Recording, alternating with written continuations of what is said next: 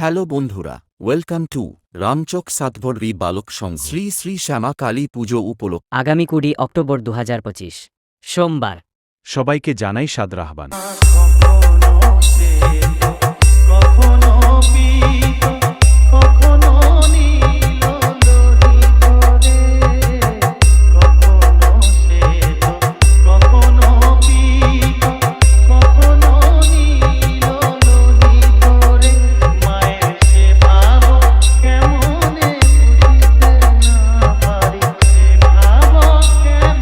ঘটক তোলনের সময় নাচাতে ও পুরো এলাকা কাঁপাতে আসছে।